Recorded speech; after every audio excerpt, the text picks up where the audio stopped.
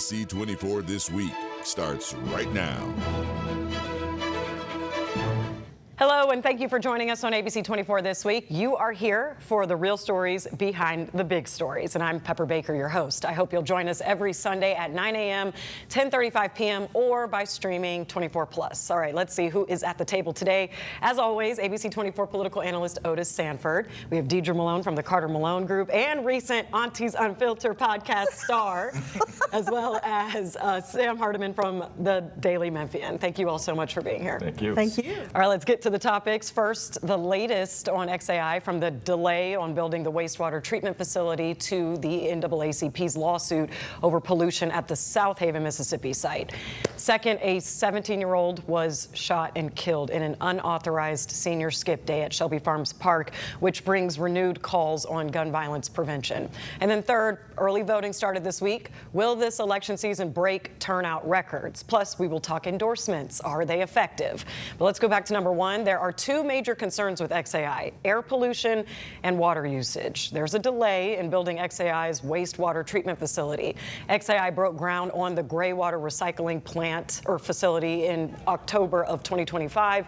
The company released a statement last week saying that while it is committed to building its Colossus water recycling plant, it is currently prioritizing other more immediate projects at the site.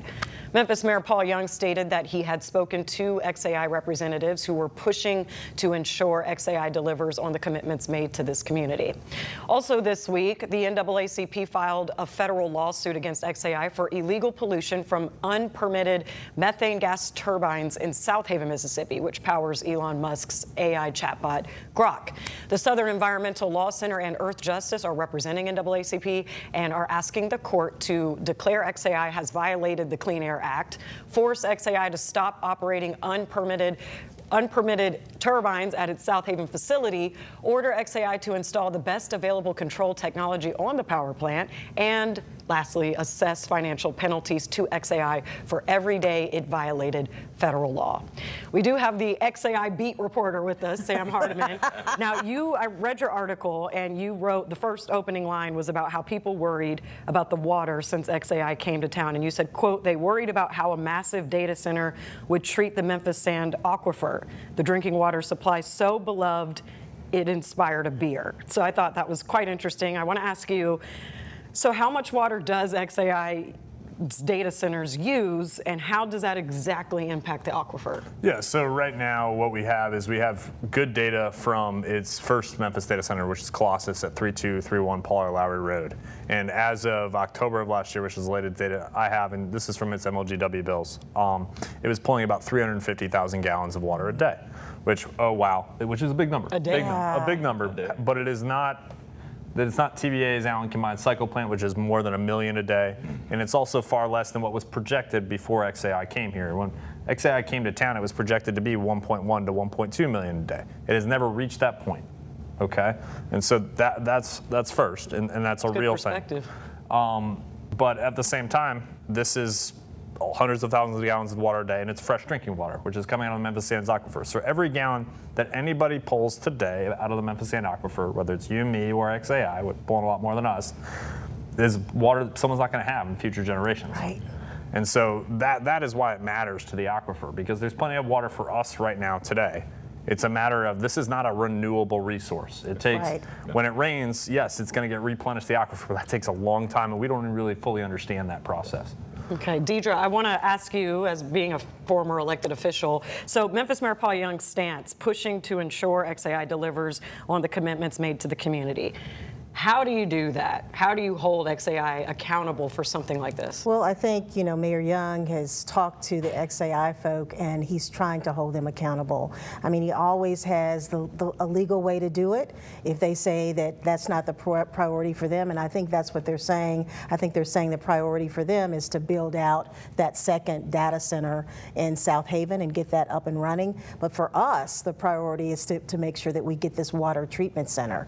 They committed to it. He should force them to move forward with the construction.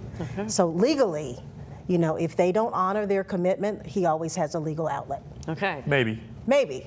Maybe. The contract with xAI allows for some reversion if the company hadn't attempted significant construction. There is no way you can look at the site down at Paul R. Lowry Road, which is right next to their data center, and say they haven't attempted significant construction. They've poured tens of millions of dollars into this thing.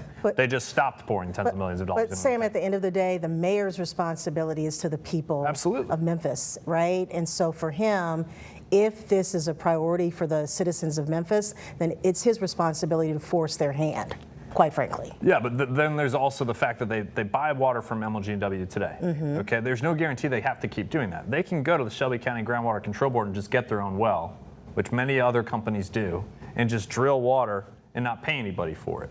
They could. And so, like, he has maybe leverage under the contract of the city-owned land that they sold for the water recycling plant, but not that much leverage by the text of the document. And then also there is the option that xAI can just kind of flip everybody the bird and go drill its own well. And so do you want to push them to do that?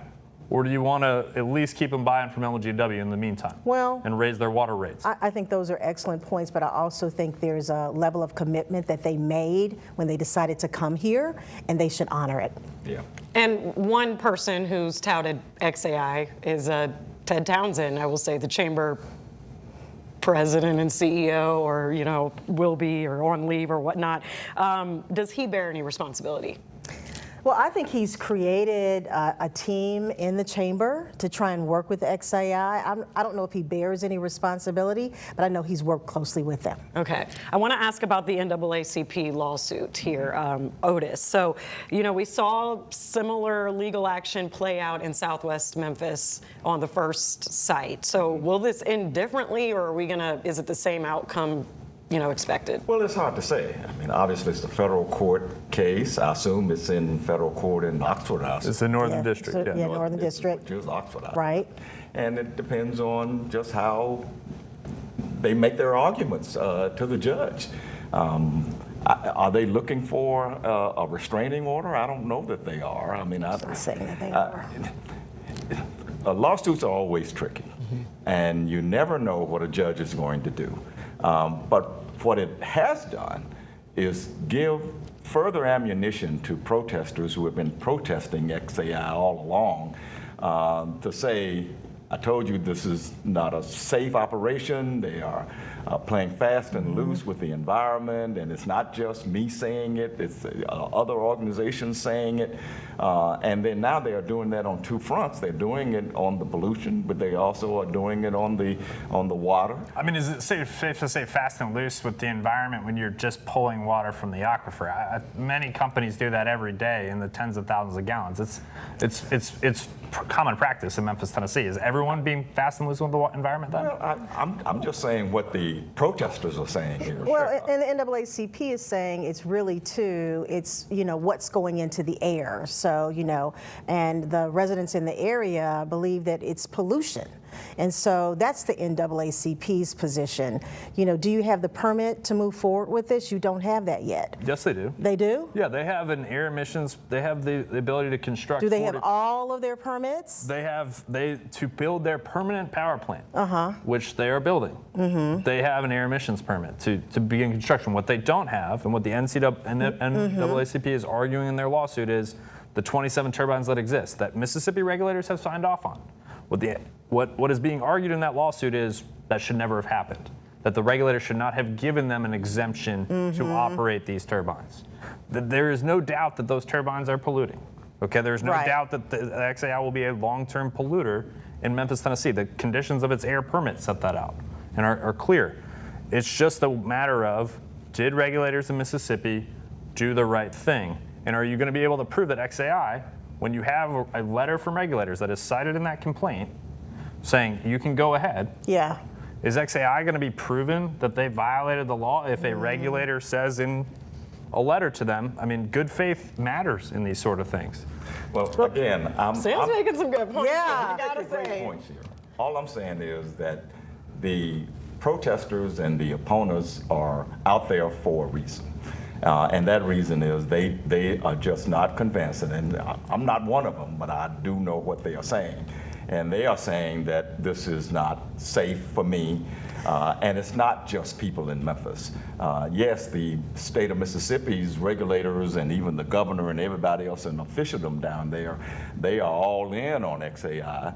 But there are a lot of people in Southaven and in the DeSoto County area there who are not all in. No, they're not happy. And they're not happy at all. And they don't, and the regulators don't live in those communities that are being affected by the pollution. That's the real issue. I mean, we're all being affected by the pollution. Right. If someone's emitting 400 tons of NOx, which is what xAI is projected to do over its permit, everyone in Memphis and Shelby County, DeSoto County, Marshall County, Crittenden County, Arkansas should probably care about that because we're all breathing the same air. Exactly. It's not an isolated thing. Like something a mile south of the Tennessee-Mississippi border is the community of Whitehaven should care about that. And they do. I was at the links of Whitehaven last week. You can hear the roar of construction from and South Memphis as well. Yeah. And even going even. Well, I think the question is just going to be, when is too much pollution too much? You know, when does it stop? Where's the line on that? But that story's going to keep on giving. Thank you guys for that. When we come back, gun violence is continuing to hit our area and impacting teens. We're going to get into the latest incident coming up.